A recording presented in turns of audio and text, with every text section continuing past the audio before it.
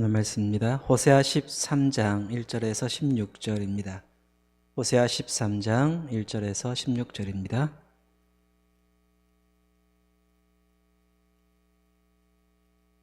에브라임이 말을 하면 사람들이 떨었도다. 그가 이스라엘 중에서 자기를 높이더니 바알로 말미암아 범죄함으로 망하였거늘 이제도 그들은 더욱 범죄하여 그 은으로 자기를 위하여 우상을 부어 만들되 자기의 정교함을 따라 우상을 만들었으며 그것은 다 은장색에 만든 것이거늘 그들은 그것에 대하여 말하기를 제사를 드리는 자는 송아지와 입을 맞출 것이라 하도다. 이러므로 그들은 아침 구름 같으며 쉬 사라지는 이슬 같으며 타작마당에서 광풍에 날리는 죽정이 같으며 굴뚝에서 나가는 연기 같으리라. 그러나 애굽 땅에 있을 때부터 나는 네 하나님 여호와라. 나 밖에 네가 다른 신을 알지 말 것이라. 나 외에는 구원자가 없느니라.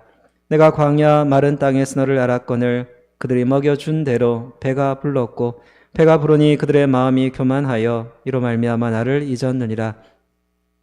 그러므로 내가 그들에게 사자 같고 길가에서 기다리는 표범 같으니라. 내가 새끼 잃은 곰같이 그들을 만나 그의 염통 거풀을 찢고 거기서 암사사 같이 그들을 삼키리라. 들짐승이 그들을 찢으리라. 이스라엘아, 네가 패망하였나니 이는 너를 도와주는 나를 대적함이니라. 전에 네가 이르기를 내게 왕과 지도자들을 주소서 하였느니라.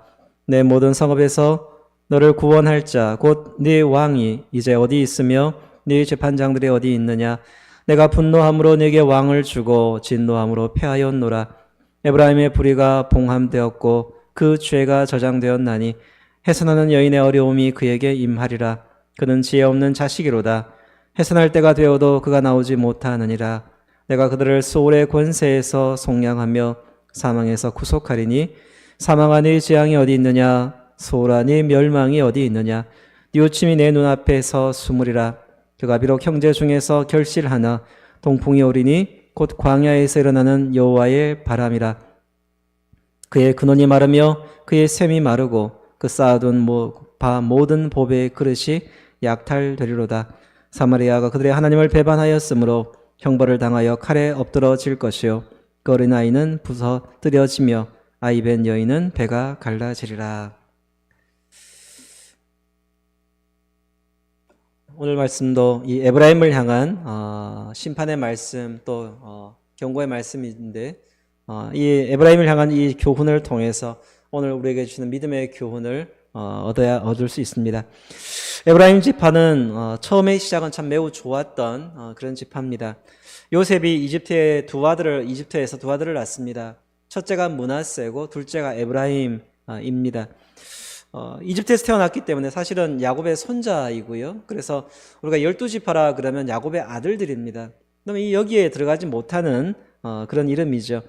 야곱의 아들들의 12지파 이름에 들어가지 못하는데 그런데 오히려 이제 이집트에서 태어났지만 므낫세와 에브라임은 12지파의 이름에 들어갑니다. 그래서 요셉이라고 하는 지파가 빠지고 므낫세 지파, 에브라임 지파 이렇게 이제 해서 12지파가 되죠.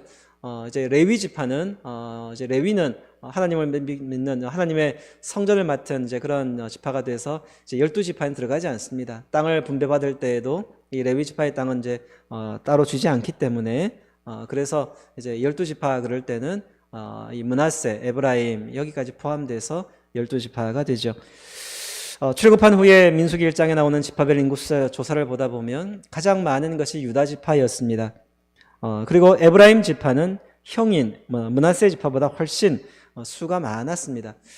야곱이 축복 기도할 때 보면 형인 므낫세인데도 불구하고 일부러 손을 이제 좌우를 엇갈려 기도를 합니다. 그래서 아우인 에브라임이 형인 므낫세보다 더 큰 자가 되고 자손이 번창하리라 그렇게 축복 기도를 해주는데 그와 또 그 말씀대로 에브라임 지파가 복을 받은 거죠.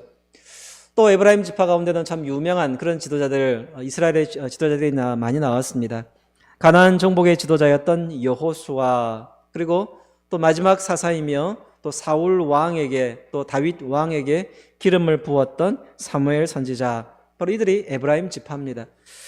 참 너무도 훌륭했던 이런 믿음의 조상을 두었던 믿음의 후예들입니다. 그런데 이 에브라임 지파가 하나님을 떠나서 바알을 숭배한 겁니다. 하나님이 아니라 자신들의 왕을 의지하였기 때문이죠. 이 자신들의 왕을 의지했다는 것이 뭐냐 하면 이제 다윗 왕 때에 이스라엘이 남북이 하나가 되어서 통일 이스라엘의 왕국을 형성을 합니다. 그리고 이제 그의 아들인 솔로몬 때까지 이어지는데, 솔로몬 왕이 죽고 난 다음에 르호보암 왕 때에 와서 이제 이 나라가 둘로 나뉩니다. 남쪽 유대는 이제 이 다윗의 후손인 르호보암 왕이 다스리는 남유대가 되고, 북쪽은 여로보암 왕이 다스리는 북이스라엘이 됩니다. 근데 바로 이 북이스라엘의 왕이 된 이 여로보암이 바로 또 에브라임 지파 사람인 겁니다. 그러니까 이 에브라임 지파는 결국 자신들의 왕을 선택을 한 거죠. 에브라임은 여로보암을 따라갔고, 그래서 거기에 이제 사마리아가 세워지고 또 금송아지를 믿는 바로 이런 이제 무상 숭배를 하면서 하나님으로부터 멀어져 갑니다. 13장 10절, 전에 네가 이르기를 내게 왕과 지도자들을 주소서 하였느니라. 네 모든 성읍에서 너를 구원할 자 곧 네 왕이 이제 어디 있으며 네 재판장들이 어디 있느냐. 에브라임이 그렇게 따라갔던 이 왕과 지도자들 지금 어디 있느냐, 왜 그들을 따라가지 않느냐, 왜 그들을 본받지 않느냐 책망을 하십니다. 참 그들의 훌륭했던 바로 그런 지도자들, 또 너의 재판장, 사실 사사라는 말이 이 사사기에 이제 사사, 재판관 이렇게 되죠. 그래서 판관기라 이렇게 부르기도 하는데, 즉 사무엘은 또 다른 말로 한다면 재판장이었던 거죠. 사사였던 이 사람들, 왜 그들을 따라가지 않느냐, 바울로 인도했던 이 여로보암과 왜 그들을 따라가느냐라는 겁니다. 훌륭했던 믿음의 사람을 따라가지 못하고 왜 우상을 분별하지 못하고 세상의 헛된 것을 섬기며 나아가는가. 에브라임 지파를 향한 안타까움과 책망의 말씀입니다. 15절에 보면 그가 비록 형제 중에서 결실하나 동풍이 오리니 곧 광야에서 나는 여호와의 바람이라. 참 얼마나 이 에브라임 지파가 하나님께 축복을 받았음에도 불구하고 나중에 그의 삶이 피폐해질 것인지를 이렇게 비유로 말씀을 합니다. 동풍이 불어올 것이다. 우리나라는 이제 동풍 그러면 이제 동해나 바다에서 오는 쪽이기 때문에 그렇지 않은데, 이스라엘의 동풍은 이 사막에서 오는 겁니다. 사우디아라비아를 비롯해서 사막에서 불어오는 바람, 서풍은 오히려 지중해에서 오는 것이기 때문에 물을 품고 비를 내리는 바람이지만, 동풍은 사막에서 오는 바람이기 때문에 건조해서 온 땅을 다 말라버리고 맙니다. 바로 이와 같이 그들의 삶이 말라갈 것이라. 참 너무나 안타까운 이야기죠. 우리 살아가는 성도 여러분, 우리가 살아가고 있는 이 시대는 매우 혼탁하고 또 험악한 시대입니다. 믿음으로 살기에 녹록지 않은 참 죄의 유혹이 많은 그런 시대를 우리는 또 살아가야 합니다. 바로 이런 험한 세상에서 우리가 기도해야 될 것이 있다면 주님의 지혜요, 주님의 인도하심입니다. 이 험한 세상 가운데서 우리를 구원하여 주옵소서. 이 세상 가운데서 헛된 것을 분별하게 하옵소서. 하나님과 하나님 아닌 것을 구별하게 하시고 죄와 구원의 길을 분별하게 하옵소서. 그래서 죄의 유혹에 빠지지 않고 구원에 이르게 하옵소서. 간절히 기도하며 믿음으로 나아가야 할 겁니다. 에브라임을 보면서 참 너무나 하나님께 복을 받았던 이 에브라임 지파가 점점점 믿음에서 멀어져 가는 것을 보면서 타산지석의 교훈을 삼고 우리 모두는 오직 믿음으로 나아가는 그런 저희 모두가 되기를 바랍니다. 오늘 이 시간에 기도한 여러분의 모든 기도에도 주님께서 응답하시기를 바라고, 오늘 하루도 주님의 은혜 가운데 여러분의 모든 삶이 복을 누리시기를, 여러분들의 마음에도 하나님이 주시는 평안이 가득하기를 주님의 이름으로 축복합니다. 기도하겠습니다.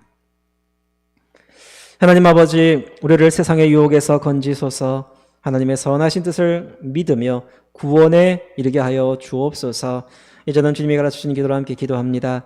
하늘에 계신 우리 아버지, 아버지의 이름을 거룩하게 하시며 아버지의 나라가 오게 하시며 아버지의 뜻이 하늘에서와 같이 땅에서도 이루어지게 하소서. 오늘 우리에게 일용할 양식을 주시고 우리가 우리에게 잘못한 사람을 용서하여 준 것 같이 우리 죄를 용서하여 주시고 우리를 시험에 빠지지 않게 하시고 악에서 구하소서. 나라와 권능과 영광이 영원히 아버지의 것입니다. 아멘. 믿음으로 살아가는 모든 성도에게 위로와 확신을 내려 주옵소서. 또 서로 기도하고 우리 각자의 기도를 드리는 이 시간 되기를 바랍니다.